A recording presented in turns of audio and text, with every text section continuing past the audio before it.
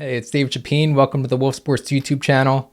There's plenty of time in the fantasy football season, but these are a few buy low candidates to consider targeting for your roster.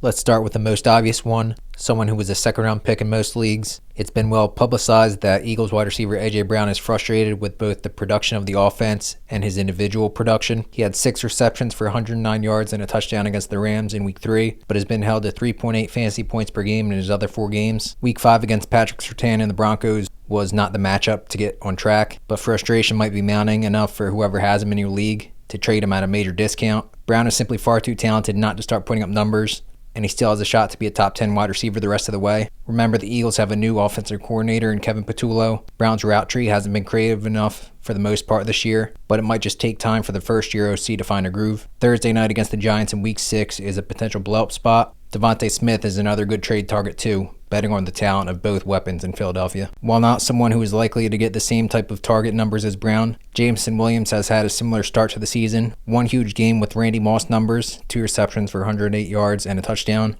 and 4 relatively quiet outings. The most disappointing was definitely Week 5, with just 1 catch for 9 yards on 1 target against a struggling Bengals defense. Unfortunately, Lions left tackle Taylor Decker being out was a blow to downfield shots, and it was sort of a Sam Laporta game for the Detroit passing attack. But J-Mo was a top 20 fantasy receiver last season and could probably be obtained in a trade for a very cheap price. You could do a lot worse than someone from one of the league's top teams and offenses, an electric player who has weak winning upside in your flex for plus matchups. At quarterback, Bo Nix is off to a solid start to the season from both a real-life and fantasy perspective, but there's room for more, making him an ideal trade target at the position. The Broncos have just missed on chunk plays through 5 games, whether it's receivers not quite adjusting to deep throws, the timing being slightly off, or Nix barely missing a couple of bomb throws. The tide can turn quickly to hit on those passes, leading to an avalanche of fantasy points. Currently outside the top 10 among fantasy quarterbacks, the second-year passer can get closer to the top 5 the rest of the way. On to a couple of rookies. It's too late to target Commanders running back Bill Krosky-Merritt after his breakout game against the Chargers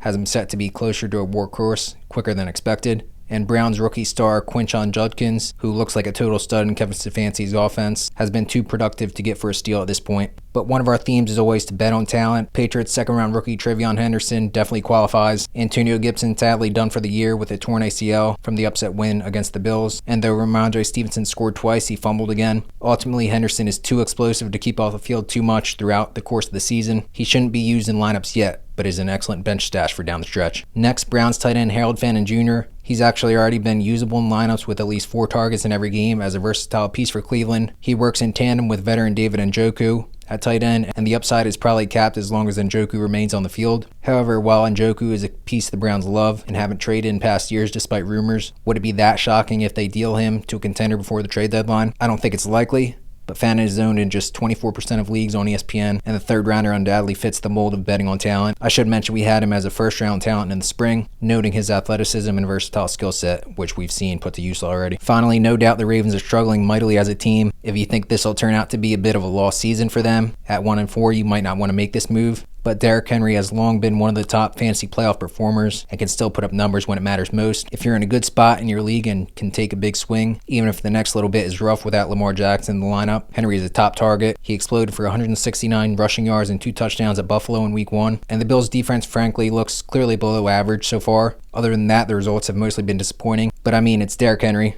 He's not someone to bet against, and sometimes it's as simple as that. No one can predict the future, but our proven on-field scouting and eye for talent translate directly to fantasy football.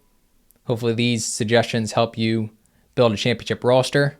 If you found value in this analysis, give this video a thumbs up and subscribe to the channel if you haven't already. Thank you for watching.